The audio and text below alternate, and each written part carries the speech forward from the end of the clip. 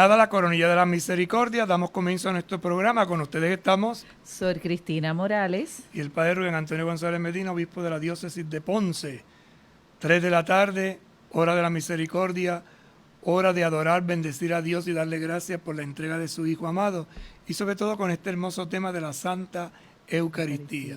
¿Cómo se encuentra, Sor Cristina? Muy bien, ¿y usted, padre? ¿Cómo se encuentra? Bueno, yo creo que como algunos, a punto ya de treparme por las paredes. ¿En serio? ¿Cómo va a ser? ¿Cómo va a ser? Pero vamos caminando, ¿verdad? Y no perder la fe en medio de todo esto que estamos viviendo, ¿verdad? Todos como pueblo. Y ciertamente ustedes en sus casas también acompañándonos. Por eso luego de rezar la coronilla de la misericordia, continuamos con este pasito a pasito en nuestro camino de la fe. Un espacio refrescante donde intentamos que veamos cómo los sacramentos de la Iglesia nos ayudan en ese camino de fe, en esa profundización del amor de nuestro Dios y sobre todo en descubrir que el Señor no nos deja solo, nos acompaña.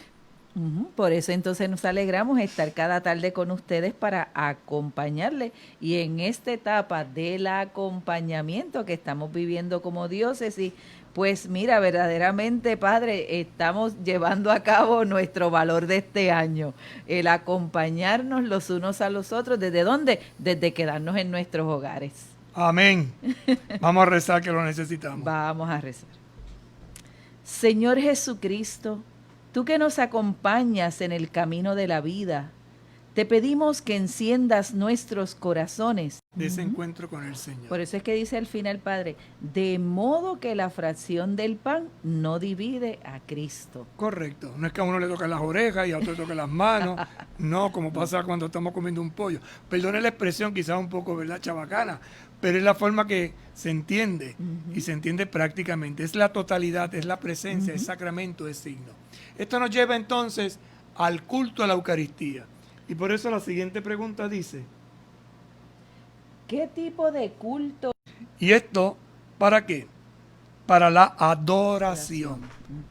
Entonces nosotros no solamente adoramos a Dios durante la celebración de la Eucaristía, sino que una vez culminada, el pan consagrado que se guarda en esa especie de casita que llamamos sagrario o tabernáculo, en las especies consagradas guardadas allí, adoramos la divina presencia del Señor, del Maestro.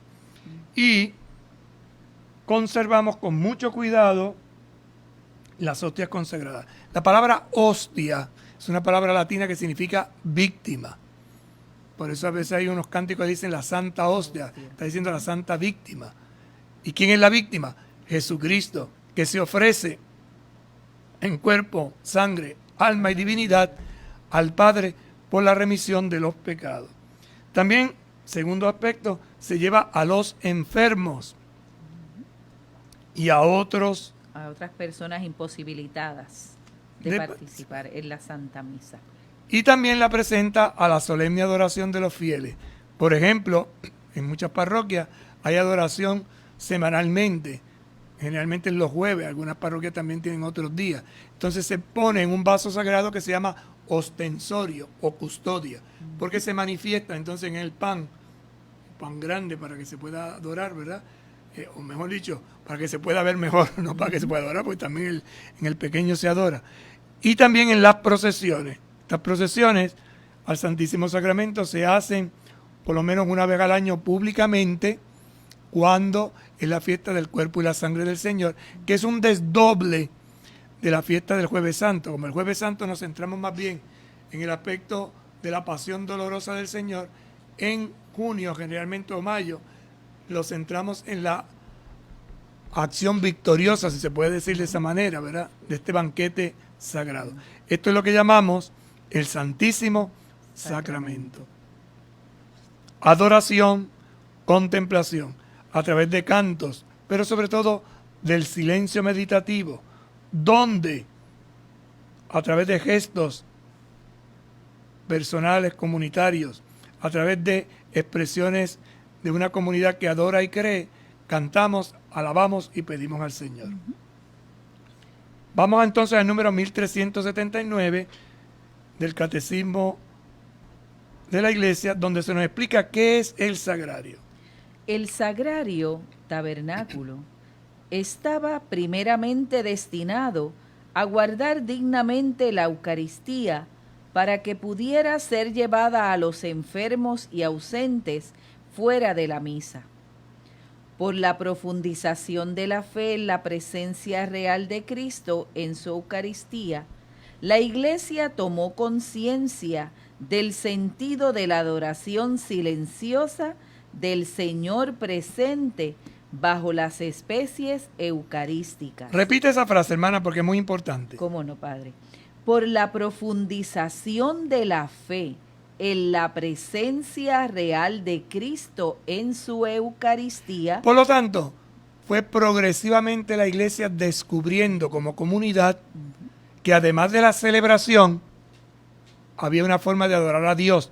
Y aquí lo dice expresamente y de una manera preciosísima, ¿no? La Iglesia tomó conciencia del sentido de la adoración silenciosa del Señor presente bajo las especies eucarísticas. Fíjate bien la frase, es interesante. La adoración silenciosa. Importante esto, Padre. Porque es que a veces hay personas que, ¿verdad?, les gusta adorar al Santísimo, pero eso es canto, lectura, oración y todo en voz alta, ta. Y está bien, un ratito, pero la adoración al Santísimo no es para eso. La adoración al Santísimo es ¿para qué?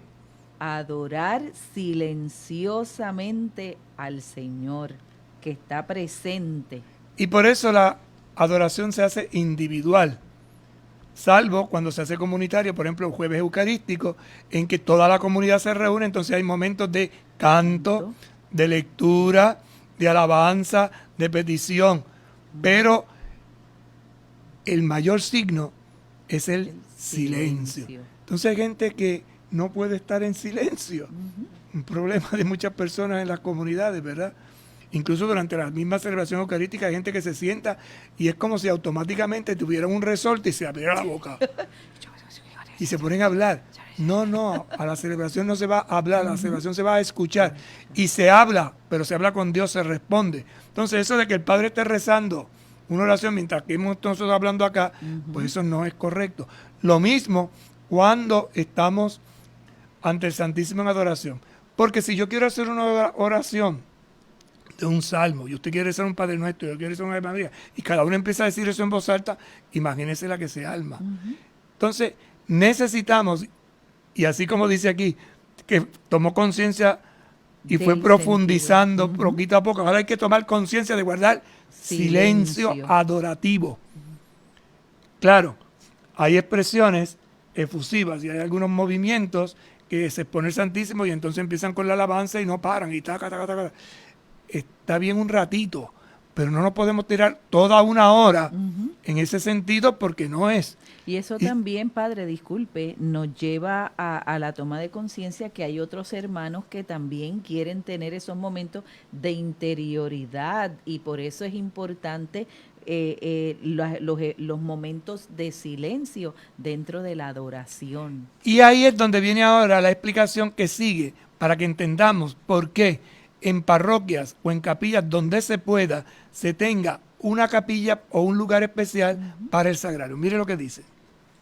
Dice, en el mismo número. Por eso el sagrario debe estar colocado en un lugar particularmente digno de la iglesia. Lo que se llama la capilla del Santísimo, de la reserva. Debe estar construido de tal forma que subraye y manifieste la verdad de la presencia real de Cristo en el Santísimo Sacramento. Antes del Concilio Vaticano II se tenía lo que conocimos muchos de nosotros, porque antes no era así al principio, en el centro del altar mayor. Y la mesa estaba adosada, pegada al retablo. El concilio recupera la mesa separándola para que el celebrante pueda celebrar, el celebrante principal pueda celebrar de frente al pueblo. Y entonces el sagrario se ubicó donde debía de estar ubicado anteriormente, que era en un lugar especial, en una capilla dedicada a la adoración. Pero hay que tener presente que mientras se está celebrando la Eucaristía, no se hace adoración al Santísimo, sino que se celebra la Eucaristía y esa es la gran adoración. Culminada la liturgia eucarística, entonces podemos pasar a la capilla del Santísimo o antes de comenzar la celebración, porque a veces hay personas que se pasan durante toda la misa hincadas delante del sagrario. Correcto. Y ese no es. Cuando uno va a la Eucaristía, uno participa de la celebración. Y esa celebración es la verdadera adoración. Luego, terminada la celebración comunitaria, entonces yo puedo pasar al sagrario para hacer mi adoración particular o individual. Padre, qué bueno que explica esto, porque muchas personas piensan que se ha sacado a Cristo del centro al mover el sagrario o hacer una capillita, ¿verdad? Donde se coloca ahora el sagrario y no se ha quitado el centro, sino que se ha dispuesto un lugar para la reserva. Para la reserva del sacramento, porque Cristo está presente en medio de la asamblea con un signo eficaz, con un signo patente, que es el altar. Entre el altar y el sagrario, escuchen bien, entre el altar y el sagrario, escuchen bien, es más importante el altar que el sagrario, porque no habría sagrario si no se consagrara en el altar. Por eso es que el signo del altar es tan importante y donde está el Santísimo, la Santa Eucaristía, la reserva en una capilla particular, siempre que se pasa delante del altar, uno se detiene e inclina la cabeza. Delante del sagrario, aquellas personas que puedan y no tengan ninguna condición, ¿verdad?, física, doblan la rodilla derecha hasta tocar el piso. Es una genuflexión, es un gesto de adoración. Si no se puede, porque hay condiciones, ¿verdad?, se inclina profundamente el cuerpo. Es el gesto de adoración que nosotros como cristianos católicos mantenemos en nuestra iglesia como una expresión de adoración explícita al Santísimo Sacramento. Y reconocer que allí está Jesús. Y además, en la tradición de nuestra iglesia católica, ¿cómo sabemos que hay presencia real en el sacramento? Porque siempre al lado del sagrario, donde habita Jesús, donde está el sacramento, hay una lámpara encendida, una vela o una bombilla, roja generalmente. ¿Qué recuerda esa bombilla o esa lámpara encendida? A mí, que soy fiel cristiano, católico, que llego, que el Santo Sacramento está en ese sagrario. A Jesús le recuerda que yo quisiera estar allí todo el día, pero no puedo estarlo. Entonces, un recuerdo mutuo. Yo lo veo a Él y le adoro. Él se acuerda de mí porque no puedo estar y me bendice. Es una forma poética de expresar, ¿verdad?, la presencia del Señor. Lamparita del Sagrado es una poesía muy antigua, siempre al lado de Jesús. Así quisiera yo estar junto a ti, como esa lamparita, Señor, ardiendo, consumiéndose. Y así arde nuestro corazón en este caminar y en este peregrinar para nosotros ir descubriendo y volviendo, porque a lo mejor muchas de las cosas que nosotros estamos compartiendo en este programa de Mi Camino en la Fe, las conocías, las habías escuchado en un momento y a lo mejor cuando el padre habla o mi persona hablamos, decimos, ay, pero fíjate, eso a mí me lo enseñaron en la catequesis. En estos días me escribía una amiga, mira, estoy escuchando el programa y eso yo recuerdo que mi catequista me lo enseñó. Ok, nos los enseñó, pero en el caminar a lo mejor se nos han ido olvidando estos pequeños detalles y este caminar en la fe, este programa pues nos está nuevamente haciendo retomar, pero de una manera más viva para nosotros volver a esa fuente, volver a ese amor primero. Por eso es importante que cuando nosotros vayamos o visitemos el templo, podamos decir un poco antes o nos quedemos un poquito después. Porque, volvemos e insistimos, la gran celebración es el rito de la Eucaristía en su totalidad.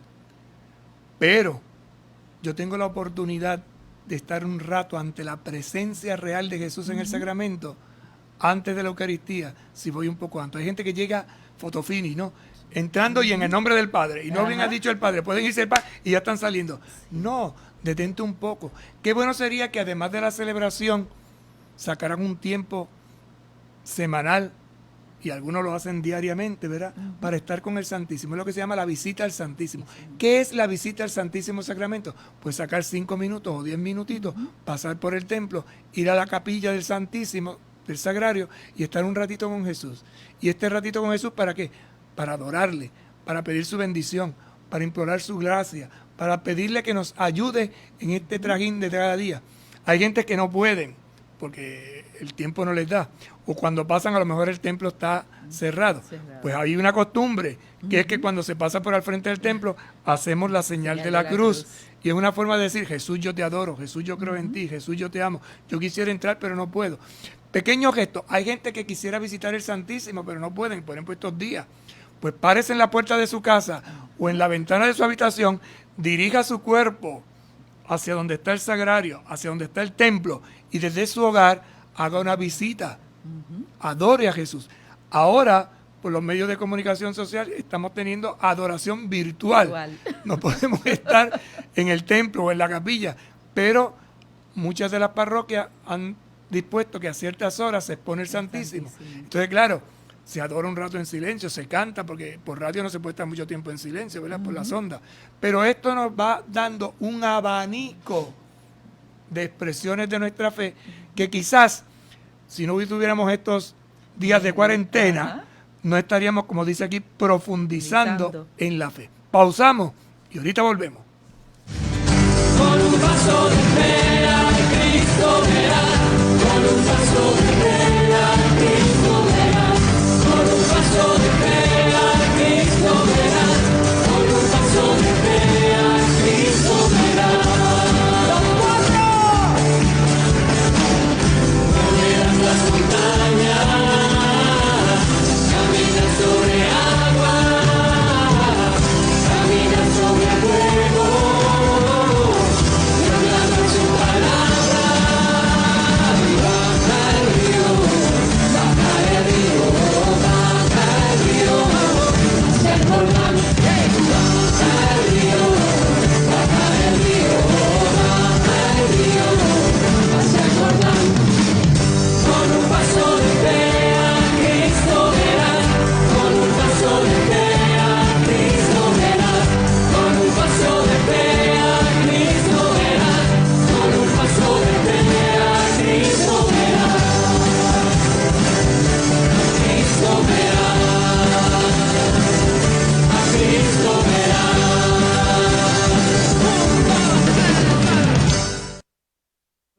Mi Camino de la Fe, y estamos continuando con esta catequesis desde el Catecismo de la Iglesia Católica, y estamos viendo toda esta la hermosura de la presencia eucarística de Cristo, que se queda en toda su totalidad, ¿verdad? Y por eso estamos compartiendo cuando si nos preguntamos cuánto dura esta presencia eucarística, el tipo de culto que tenemos que rendir, la importancia del silencio para adorar, ¿verdad? Y cómo la Iglesia ha ido ubicando y marcando todo nuestro caminar, y para nosotros poder rendir culto y adoración a Cristo. Este culto de adoración se hace privado cuando voy yo personalmente, o se hace colectivo, y por eso entonces la iglesia tiene un rito, y los jueves eucarísticos, por poner un ejemplo, ¿verdad? Pues entonces el sacerdote preside, o el diácono, o un ministro. Si el ministro no es ordenado, expone el Santísimo. ¿Qué quiere decir expone el Santísimo? Que abre la puerta del sagrario, pero no da la bendición. La bendición solo la pueden dar los ministros ordenados, con el Santísimo se entiende, y esta bendición la da el diácono, la da el presbítero o el obispo. Y entonces hay un rito de cierta solemnidad, hay un ornamento especial que se utiliza, se usa incienso, ¿verdad? Se canta, se hace más solemne en ese sentido, porque es comunitario. Pero usted hace su adoración al Santísimo de una manera privada. Entonces eso es interesante que lo vayamos descubriendo, y que acostumbremos también a las nuevas generaciones, a nuestros niños, a nuestros jóvenes, a visitar al Santísimo, a acompañar a Jesús. El Jueves Santo este año no podrá ser, pero el Jueves Santo, una vez termina la misa solemne que conmemora la Cena del Señor, se hace una procesión solemne desde el altar hasta la capilla del Santísimo y se deja en adoración hasta medianoche, adoración solemne. Entonces los fieles van pasando y como van pasando mucho, pues vienen unos y cantan, otros rezan. Claro, entonces se hace de una manera más diversa la adoración. En otras parroquias ya es sistemático y hay parroquias que tienen el jueves dedicado totalmente. Hay otras parroquias que lo hacen todos los días según las capillas. En fin, hay variedad de formas de expresión. ¿Para qué? Para reconocer esa presencia de Jesús en el Santo Sacramento. Miremos el número 1380. Es realmente conveniente que Cristo haya querido quedarse presente para su iglesia de esta manera tan singular. Pan consagrado. Es una manera singular. Pudo haber escogido una piedra, pero se quedó en el pan. Es comida, es alimento, es presencia. Puesto que Cristo iba a alejarse de los suyos bajo su forma visible, quiso darnos su presencia sacramental. Subió al cielo, pero antes nos dejó este signo de su presencia. Puesto que iba a ofrecerse en la cruz por nuestra salvación.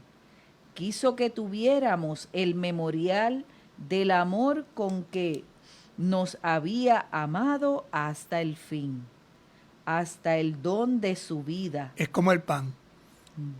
Por eso pudo haber cogido una piedra, era dura, pero cogió pan, blandito, para comerse, para integrarse, para meterse dentro de nosotros. Por eso el signo es interesante.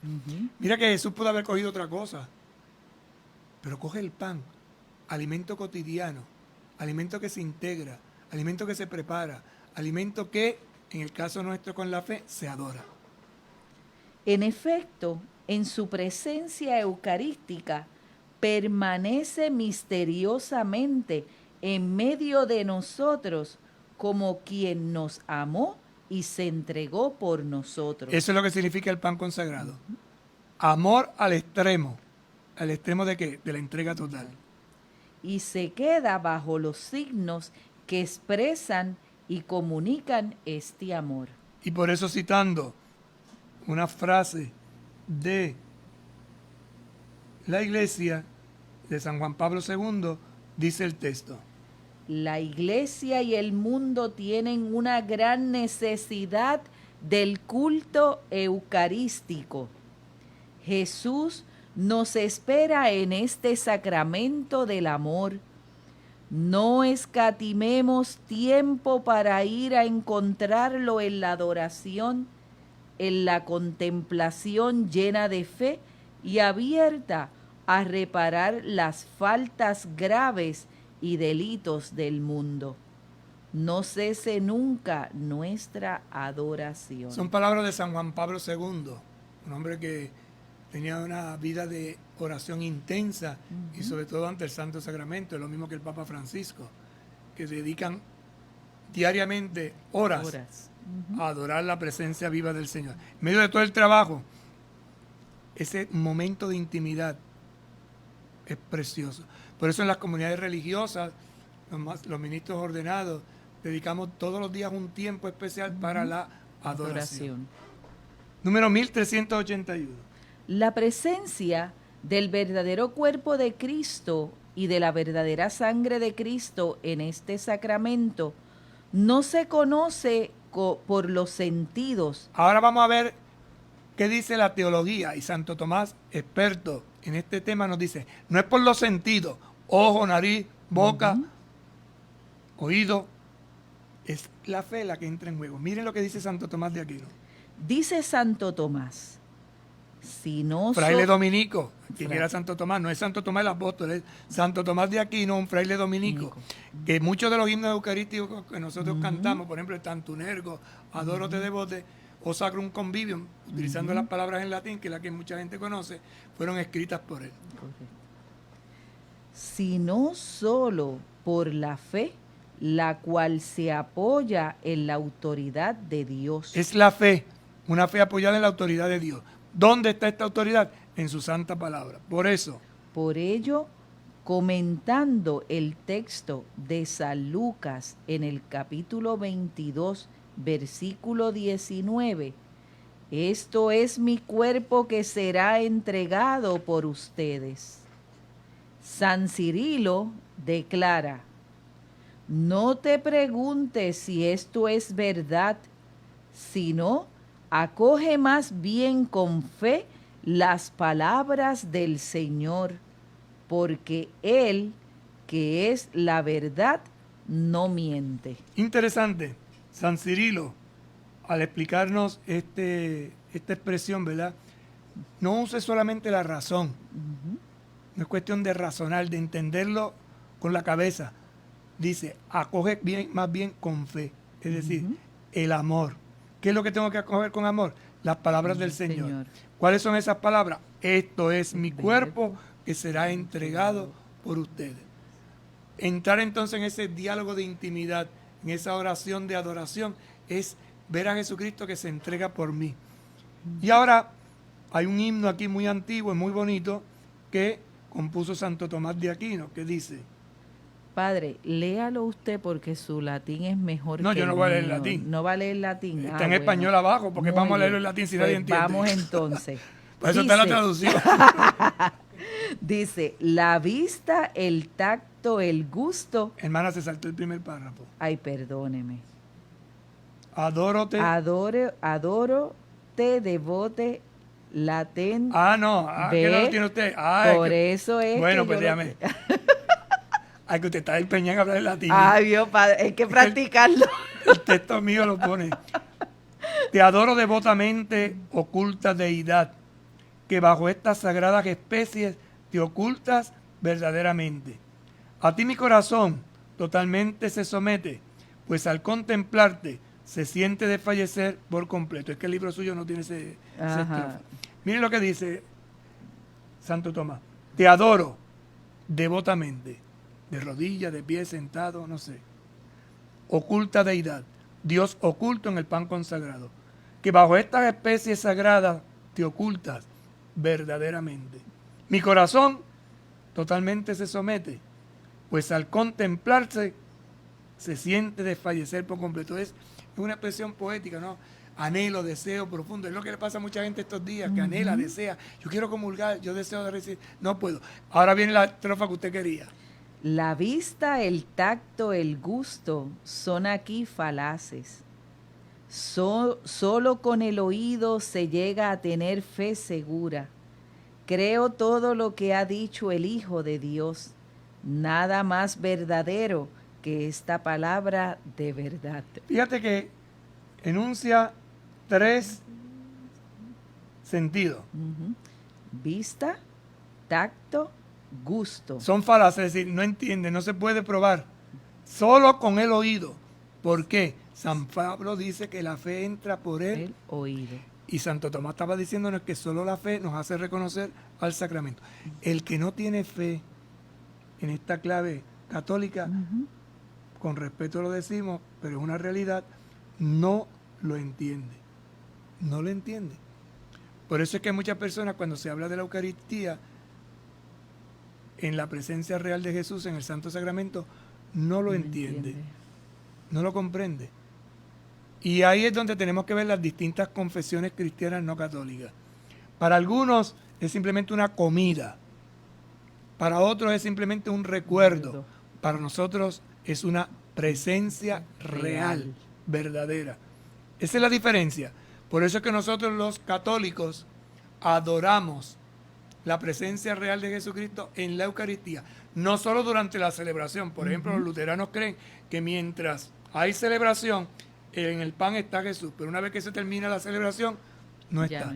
Nosotros decimos no, subsiste, porque ese pan que ha sido consagrado, sobre el cual se ha invocado el Espíritu Santo y las palabras de Jesús, permanece su presencia. Por eso lo guardamos en el sagrario.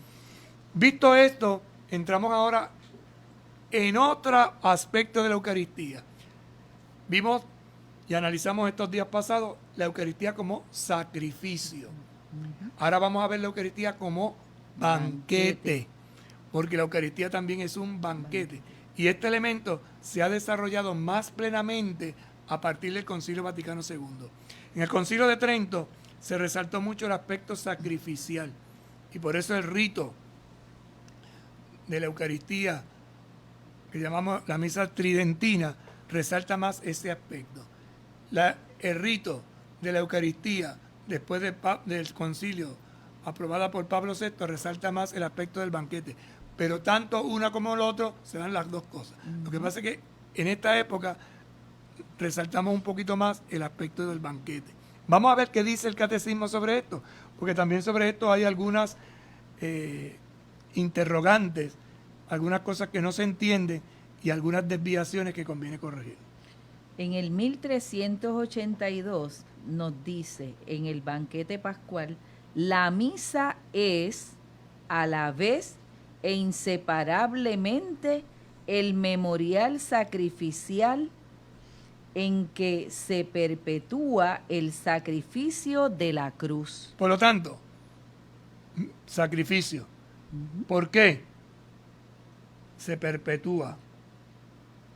Pero además, el banquete sagrado de la comunión en el cuerpo y la sangre del Señor. Pero la celebración del sacrificio eucarístico está totalmente orientada hacia la unión íntima de los fieles con Cristo por medio de la comunión. Comulgar es recibir a Cristo mismo que se ofrece por nosotros. Interesante este aspecto, porque ¿qué sucedió sobre un periodo bastante extenso en la iglesia? Que se resaltó mucho el aspecto sacrificial, que la gente se quedaba con la participación del sacrificio de Cristo, iban a la Eucaristía, pero no comulgaban, se quedaban simplemente en esa primera parte, y entonces se orientaba, ¿no?, que lo importante era ir a misa los domingos y oír la Eucaristía. Por eso en los mandamientos de la iglesia dice, primer mandamiento de la iglesia, oír misa entera todos los domingos y fiesta de guardar. No hablaba nada del aspecto de la comunión. Esto se fue resaltando y redescubriendo y recuperando. Y esto fue esfuerzo de evangelización, porque la Eucaristía tiene las dos partes, ¿no? Es sacrificio, pero es banquete. Toma y come. Se entrega, pero hay que comerlo. Y esto es lo que, a partir de la reforma del Concilio Vaticano II, se ha ido resaltando cada vez más. A veces se exagera y se pierde un poquito la dimensión sacrificial. A veces se exagera mucho la sacrificial y se pierde la del banquete. Entonces necesitamos, como el cuerpo humano tiene dos manos, el cuerpo humano tiene dos pulmones, el cuerpo humano tiene dos orejas, necesita un balance. ¿Qué sucede entonces? Que la celebración del sacrificio eucarístico, sacrificio está totalmente orientada hacia la unión íntima de los fieles con Cristo. ¿Cómo? Por la comunión. ¿Qué es comulgar? Es recibir a Cristo mismo que se ofrece por nosotros. El que se donó, el que se entregó. El mismo que se entregó se ha hecho alimento para mí. Y por eso como, bebo, cuerpo y sangre del Señor sacrificado en la mesa.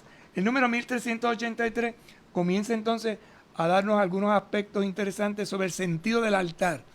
Porque yo decía ahorita que el altar es lo más importante. Pues vamos a verlo ahora. El altar, en torno al cual la iglesia se reúne en la celebración de la Eucaristía, representa los dos aspectos de un mismo misterio. Es un mismo misterio, pero tiene dos aspectos. Primero, el altar del sacrificio. El altar del sacrificio. Altar es lugar de sacrificio. Todas las religiones tienen altares. Todas. Porque todas las religiones tienen un lugar de sacrificio. Nosotros los cristianos tenemos un altar. ¿Cómo es el altar de los cristianos? Una mesa. La mesa del Señor. La mesa del Señor, no cualquier mesa. No cualquier mesa. Es la mesa del Señor. Por eso para nosotros el altar significa lugar de sacrificio y mesa del Señor. Y esto lo vamos a ver a través de unos signos y unos símbolos. Fíjense lo que dice. Y esto tanto más cuanto que el altar cristiano es el símbolo de Cristo mismo, presente en medio de la asamblea de sus fieles, a la vez como la víctima ofrecida por nuestra reconciliación y como alimento celestial que se nos da. Por eso, después del Concilio Vaticano II, se recupera la mesa en su lugar. ¿Qué quiere decir que se recupera la mesa en su lugar? Que hubo muchos siglos en la iglesia en que fueron moviendo la mesa para atrás, moviendo la mesa para atrás, moviendo la mesa para atrás, hasta que la pegaron al retablo. Y entonces, al utilizar un lenguaje desconocido, el latín que muchos desconocían, como le pasó a usted ahorita, Correcto. que se enredó con el adoro te devote, pues venía un retablo, y en ese retablo, como la gente, muchos de ellos no sabían leer ni escribir, mirando las pinturas, las imágenes que aparecían, se daba una catequesis. Por eso, si ustedes miran los antiguos retablos de las iglesias, tienen los misterios centrales de Jesucristo. Si usted va a la Catedral de Mayagüez, por ejemplo, usted va a ver que el retablo tiene una serie de cuadros del Evangelio. Y pegaron la mesa atrás. Y entonces comenzó el sacerdote a celebrar de espaldas. Después del Concilio Vaticano II, se despega otra vez la mesa y, como dice aquí, como es mesa, se pega,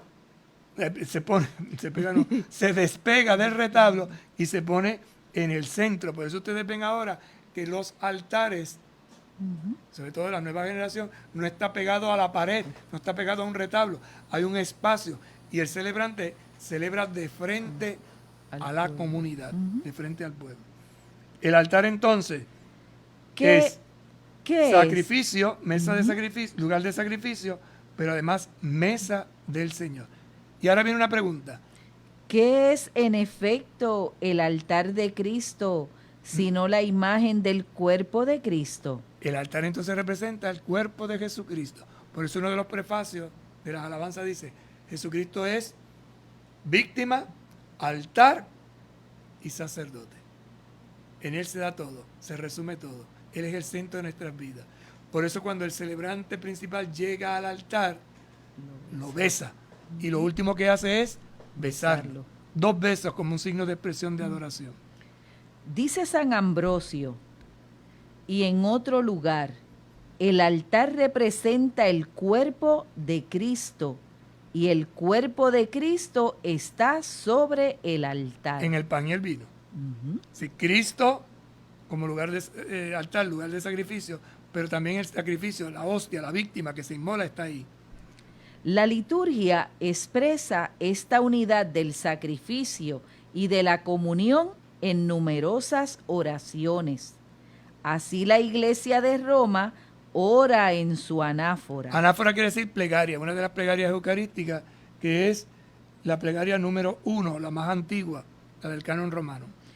Te pedimos humildemente, Dios Todopoderoso, que esta ofrenda sea llevada a tu presencia hasta el altar del cielo, por manos de tu ángel, para que cuantos recibimos el cuerpo y la sangre de tu Hijo, al participar aquí de este altar, seamos colmados de gracia y bendición. ¿Ves?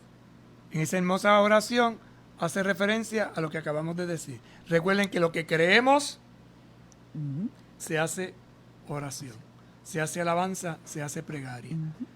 Toma y come todo de él. Ese es el aspecto del banquete, que se entrega. Es el aspecto sacrificial. Y esta entrega, este toma y come, es lo que es la comunión. ¿Qué es la comunión? Tomar y comer lo sacrificado. ¿Quién es el sacrificado? Jesucristo. Pero además es banquete, me lo como. No sé si ven el juego de palabras, porque es muy importante. Es lo que a partir del número 1384 el catecismo nos explica. Tomad y comed todos de él, la comunión. El Señor nos dirige una invitación urgente a recibirle en el sacramento de la Eucaristía. En verdad les digo, si no comen la carne del Hijo del Hombre y no beben su sangre, no tendrán vida en ustedes. Come y bebe, come, comida, pero es una comida de banquete. Por eso es una comida de banquete y esto se representa con signos. Por eso es que se pone un mantel. Por eso es que ustedes ven que para celebrar la Eucaristía no celebramos sobre la mesa pelada. La mesa pelada, o sin manteles, solamente la veremos a partir del Jueves Santo, la semana que viene, que se quitan los manteles después de la Eucaristía y todo el Viernes Santo permanece como signo de altar, lugar de sacrificio. Pero para la Eucaristía siempre se pone un mantel. A veces un mantel corto o un mantel largo de fiesta, según los manteles, ¿verdad? Es expresión de ese banquete al que estamos invitados. Si no comes, si no bebes, no tienes vida. Es decir, que el sacrificio de Jesús se hace vida en mí cuando yo me lo como, cuando yo me lo bebo, cuando yo participo de él. 1385. Para responder a esta invitación, debemos prepararnos para este momento tan grande y santo. San Pablo exhorta a un examen de conciencia. Eso quiere decir que la comunión no se puede recibir de cualquier manera. Nos examinamos, hacemos discernimiento. Quien coma el pan o beba el cáliz del Señor indignamente será reo del cuerpo y de la sangre del Señor. Examínese pues cada cual y coma entonces del pan y beba del cáliz, pues quien come y bebe sin discernir el cuerpo, come y bebe su propio castigo. Quien tiene conciencia de estar en pecado grave debe recibir el sacramento de la reconciliación antes de acercarse a comulgar. Por lo tanto, el sacramento de la comunión está para fortalecerme, para hacerme crecer. Utilizaríamos una palabra muy puertorriqueña. Si me lo como indignamente, me empacho. Me hace daño, me destroza. ¿Por qué? Porque sé que no lo debo recibir de esa forma y entonces se crea en mí un conflicto interior muy fuerte. Por eso hay un sacramento que el Señor ha establecido también para yo recibir el perdón de mis pecados graves. En este tiempo pedimos perdón de nuestros pecados graves con el gesto de la contrición, es decir, esta expresión en la cual no pudiendo recibir sacramentalmente, porque no hay un sacerdote disponible, pido perdón a Dios, pero con el compromiso de que cuanto antes pueda, reciba el sacramento, el perdón, externamente. 1386 dice algo que ya comentamos, pero que resume aquí. Ante la grandeza de este sacramento, el fiel solo puede repetir humildemente y con fe ardiente las palabras del centurión. Señor, no soy digno de que entres en mi casa, pero una palabra tuya bastará para sanarme. Frase que conocemos porque la recitamos cada vez que vamos a comulgar, ¿verdad? Precisamente la decíamos ayer, la comentábamos en el programa de ayer.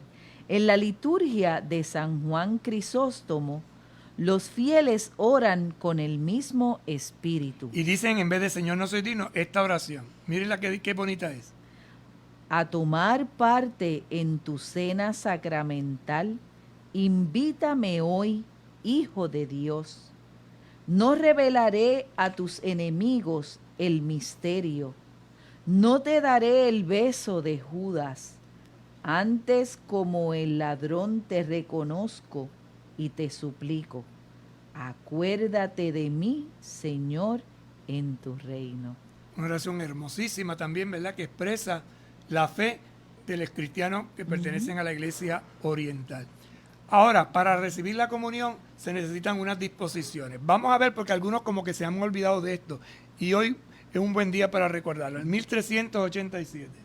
Para prepararse convenientemente a recibir este sacramento, los fieles deben observar el ayuno prescrito por la Iglesia. Por la actitud corporal, gestos, vestidos, se manifiesta el respeto, la solemnidad, el gozo de ese momento en que Cristo se hace nuestro huésped. ¿Qué quiere decir que se prepara con el ayuno?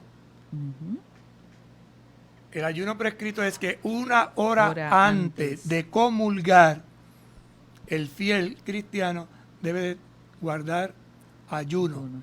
que eso te da tiempo.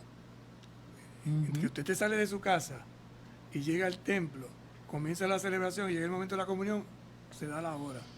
Los ministros ordenados es una hora antes de comenzar la celebración.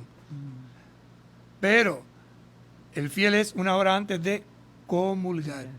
Eso quiere decir que no se puede comer chicle, Ajá. ni se pueden comer galletitas, Ajá. ni se pueden llevar juguitos. Ujú. Si usted es diabético y le da un bajón, ya eso es otra Y eso cosa. es otra cosa. Pero hay que tener esto presente porque a veces uno ve a la gente en la iglesia comiendo chicle y después se van a comulgar tan... Pues no, hermanos, no. Ujú. Esto es disciplina, esto es un gesto, esto es una forma de yo prepararme física y sobre todo consciente. Voy a recibir el sacramento, pues voy a recibirlo y me preparo. Y ese ayuno, que es lo que estamos haciendo ahora, Ajá. bueno, la gran mayoría de ustedes, porque nosotros, por ser ministros, pues tenemos la dicha de poder celebrar el sacramento, pero ustedes que tienen esa hambre de Dios, es anhelar, desear, querer recibir al Señor. Y lo otro muy importante es la actitud corporal. ¿Cuál es esa actitud corporal? ¿Cómo llevo mis manos? ¿Cómo voy caminando? ¿Qué ropa utilizo? Ujú. Hay ropa, hermanas y hermanos, que está preciosa para ir a una fiesta y muy buena para ir para la playa y muy buena para estar descansando, pero no es apta para ir a un banquete. O sea, hay gente, yo a veces mirando a algunas personas me pregunto, si lo invitaran a un banquete de boda, ¿iría con esa ropa que tiene? Cuando vamos a la Eucaristía debemos de ir con la mejor ropa que tengamos y sobre todo si es domingo. El domingo es el día De para vestirnos fiesta. bien. Ujú. Y entonces a veces pues vemos a las personas con un tipo de ropa que uno dice, pero ¿sabrá para dónde va? Si te cogió de imprevisto ya eso es otra cosa, pero habitualmente ir a la celebración con un tipo de ropa no apropiado desdice de tu fe en el Señor.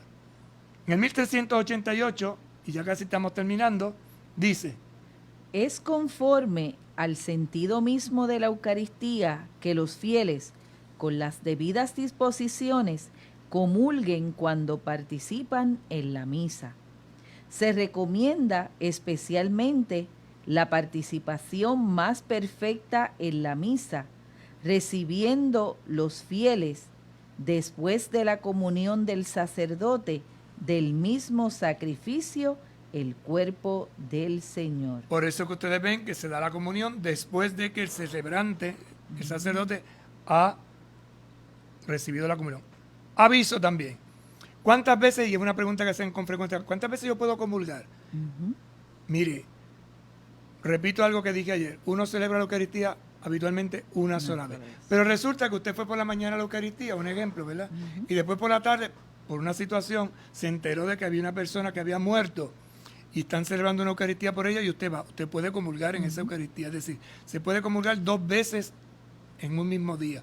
Lo que no se puede hacer es ir a la misa, pasarse el día metido en la iglesia el domingo, ir a la misa de 7 a las 8, a las 9, a las 10, a las 11 y en todas las misas comulgar. Eso no se puede hacer. ¿Por qué? Porque el sacramento se recibe una sola vez y la participación se da no en razón de mi gusto, sino en razón de la experiencia de fe que vivo. Bueno, se nos acabó el tiempo. Hasta aquí llegamos hoy. Ánimo pues, adoremos una vez más el amor de nuestro Dios que en Jesucristo se nos ha entregado y nos permite sobre todo celebrarlo. Y ahora que tenemos hambre de Dios porque no podemos recibir el sacramento, deseemos que esta pandemia pase pronto y poder recibirlo cuanto antes. Este banquete que hace presente el sacrificio de Jesús en la cruz. Vamos a entonces a orar con esta hermosa oración que hemos estado leyendo al finalizar nuestro programa y va en torno a este mensaje, a este tema que estamos tocando. Y dice, oh sagrado banquete en que Cristo es nuestra comida, se celebra el memorial de su pasión, muerte y resurrección. El alma se llena de gracia y se nos da la prenda de la gloria futura. Les diste a comer pan del cielo, que contiene en sí todo deleite. El hombre comió pan de ángeles, que sacia el hambre y apaga la sed.